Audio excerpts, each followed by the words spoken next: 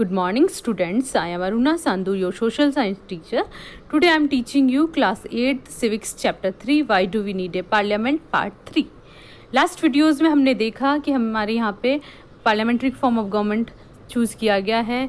उसमें हम पार्लियामेंट कैसे सेलेक्ट करते हैं, कौन कौन से पार्ट्स है पार्लियामेंट्स के, राज्यसभा, लोकसभा, इन सब के बारे में पढ़ा. अब आज हम पढ़ेंगे कि पार्लियामेंट का चूज़ होने के बाद, इलेक्ट होने के बाद क्या काम करती है. Parliament needs to perform the following function. A, to select the national government. सबसे पहला काम क्या होता है? नेशनल गवर्नमेंट सेलेक्ट करना. Parliament of India consist of the president, the Rajya Sabha and Lok Sabha. पिछले वीडियो में भी पढ़ चुके हैं हम कि पार्लियामेंट में कौन कौन शामिल होता है. प्रेसिडेंट होता है, राज्यसभा जो अपर हाउस होता है और लोकसभा जो लोअर हाउस होता है, जो कि डायरेक्ट लोगों के द्वारा इलेक्ट होता है. After the Lok Sabha elections, a list is prepared showing how many MPs belong to each political party. जैसे ये लिस्ट दी हुई है ना, इस तरीके से एक लिस्ट बनाई जाती है कि कौन सी पार्टी से कितने MPs बिलोंग करते हैं. For a political party to form the government, they must have a majority of elected MPs. कोई भी पॉलिटिकल पार्टी के लिए गवर्नमेंट बनाने के लिए उनके पास मेजोरिटी होनी चाहिए, यानी 50% से ज़्यादा MPs होने चाहिए. Since there are 543 elected members in Lok Sabha की टोटल मेंबरशिप हमने देखा था 545 है, जिसमें से 543 इलेक्टेड होते हैं और 2 एंग्लो इंडियंस होते हैं जो प्रेसिडेंट के द्वारा नॉमिनेटेड होते हैं. To having a majority, a party should have at least half the number of, for example 272 members और मोर, यानी 543 का 50% और अबव मेंबर्स होने चाहिए उस पार्टी के पास. तो कितना होना चाहिए? 272 या उससे ज़्यादा मेंबर्स MPs होने चाहिए गवर्नमेंट फॉर्म करने के लिए उस पार्टी या ग्रुप ऑफ पार्टीज़ के पास. The opposition in parliament is formed by all the political parties that oppose the majority party coalition formed. और जो 272 या उससे ज़्यादा MPs होते हैं वो पार्टी गवर्नमेंट बना देती है, और उसके बाद जो हाईएस्ट नंबर ऑफ MPs जिस पार्टी के पास होते हैं वो अपोजिशन फॉर्म करते हैं. The largest amongst these parties is called the opposition party. जो उनमें सबसे लार्जेस्ट होती है वो अपोजिशन पार्टी कहलाती है. One of the most important function of the Lok Sabha is to select the executive. जो पार्लियामेंट है हम पढ़ चुके हैं वो लेजिस्लेचर का पार्ट है, और जो गवर्नमेंट फॉर्म होती है वो एग्जीक्यूटिव होती है, और उसको कौन फॉर्म करता है? पार्लियामेंट करती है, और ये सबसे इंपॉर्टेंट काम होता है लोकसभा का. The executive, as you read in chapter 1, is the group of persons. Executive क्या होता है वो हम चैप्टर 1 में पढ़ चुके हैं. क्या होता है? Group of persons who work together to implement the law made by the parliament.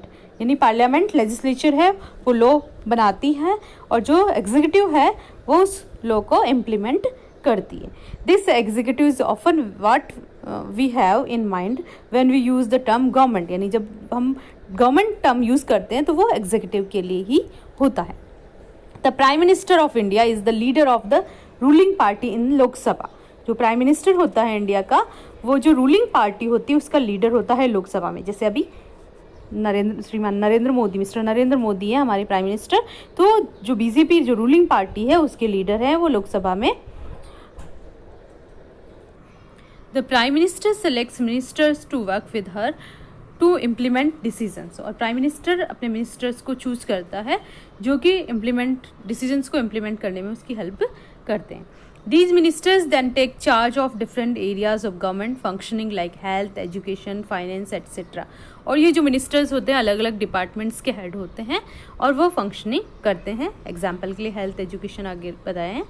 Often times in the recent past it has been difficult for a single political party to get the majority that is required to form the government.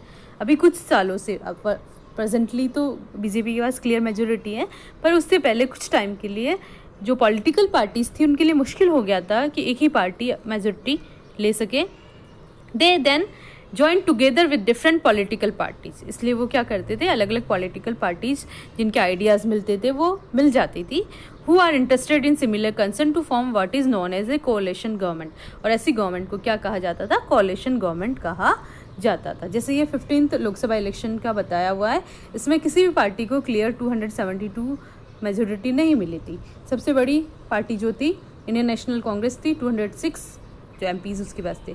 तो इसने अपने idea से मिलने वाली parties के साथ कोalition government form की। The above table gives you the result of 15th Lok Sabha election held in 2009. In these elections, the INC, Indian National Congress, got a large number of seats, but still not enough to emerge as the majority party in Lok Sabha. It thus had to form a coalition, the United Progressive Alliance (UPA), with other political parties who were its allies. तो इस तरीके से coalition government बनाई जाती है। अब आप ये पिक्चर्स देखिए, दो फोटो दिखाई हुई है। These two buildings of the Central Secretariat, the South Block and North Block, were built during the 1930s. The photo on the left is of the South Block and with which house the Prime Minister's office PMO है जो South Block में है। उसमें कौन कौन से ministry, the ministry of defence and the ministry of external affairs. और दूसरा है the north block is the photo on the right and this has the ministry of finance and the ministry of home affairs. The other ministries of the union government are located in various building in new Delhi.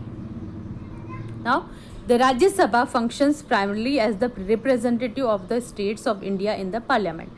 जैसे जो लोकसभा है वो peoples representative है, लोगों का प्रतिनिधित्व करती है। उसी तरीके से जो राज्यसभा है, अपर हाउस जो पार्लियामेंट का है, वो क्योंकि हमारे यहाँ पे फेडरल फॉर्म ऑफ गवर्नमेंट अपनाया है, तो यहाँ पे राज्यसभा जो है वो स्टेट्स को रिप्रेजेंट करती है पार्लियामेंट में। The Rajya Sabha can also initiate legislation and a bill is required to pass through the Rajya Sabha in order to become a law। Law बनाने के लिए राज्यसभा भी इनिशिएट कर सकती है किसी बिल को। It therefore has an important role of reviewing and alerting the laws initiated by the Lok Sabha। अगर लोकसभा ने कोई लॉ इनिशिएट किया है तो वो इसमें करेक्शंस कर सकती है। The member of Rajya Sabha are elected by the elected members of legislative assemblies of various states। जहाँ पे लोकसभा में डायरेक्ट पीपल जो है वो अपने रिप्रेजेंटेटिव्स इलेक्ट करते हैं, वहीं पे लोकसभा जो है वो इनडायरेक्ट इलेक्ट होता है। वहाँ इन्हें कौन इलेक्ट करता है? राज्यसभा के मेंबर्स को जो स्टेट की लेजिस्लेटिव असेंबलीज है उनके मेंबर्स जो है वो इनको इलेक्ट करते हैं। There are 233 elected members plus 12 members nominated by the president. 245 total members हैं राज्यसभा में अभी, उसमें से 233 मेंबर्स जो है वो इनडायरेक्टली इलेक्टेड होते हैं लेजिस्लेटिव असेंबलीज के मेंबर्स से स्टेट्स की, और 12 मेंबर्स जो है उनको प्रेसिडेंट नॉमिनेट करता है। सेकेंड फंक्शन पार्लियामेंट का, to control guide and inform the government. The parliament while in session begins with the question hour. जब पार्लियामेंट का सेशन चलता है तब स्टार्ट कहाँ से होता है? क्वेश्चन आवर से। तो question our is an important mechanism through which MPs can elect information about the working of the government.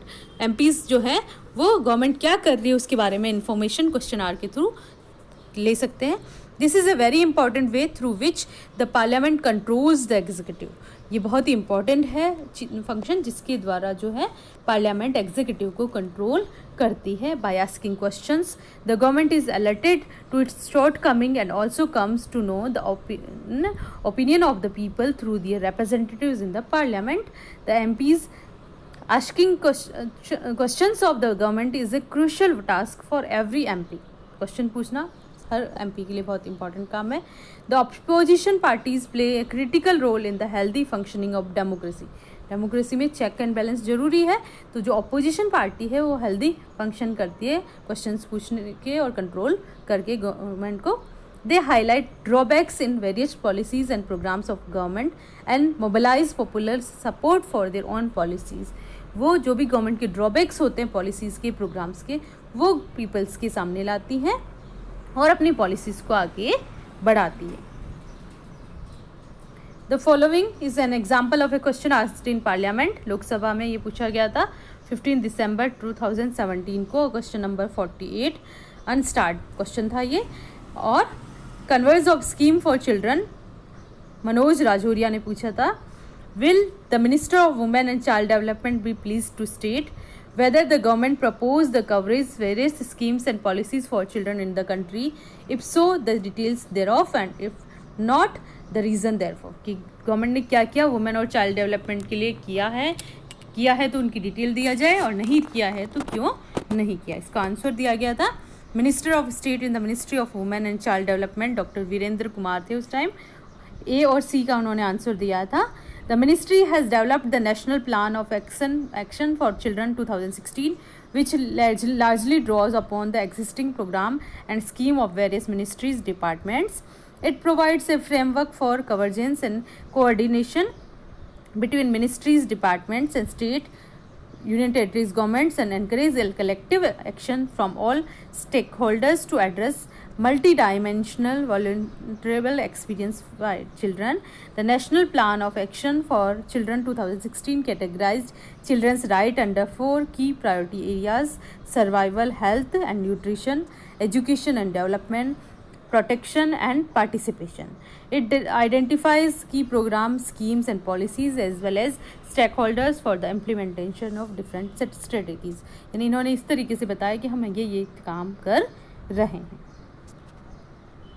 The government gets valuable feedback and it's kept on its toes by the question asked by the MPs. In addition, in all matters dealing with finance, the parliament's approval is crucial for the government. Finance का कोई भी काम हो parliament के approval के बिना नहीं हो सकता गवर्नमेंट का. This is one of the several ways in which the parliament controls, guides and informs the government. The MPs are representative of the people, have a central role in controlling, guiding and informing Parliament, and this is a key aspect of the functioning of the Indian democracy. That's for all today. Next video में हम इस chapter का next portion पढ़ेंगे. इससे related जो भी questions हैं मैं आपको नेक्स्ट अलग से PDF में शेयर करूँगी. Thank you. Have a nice day.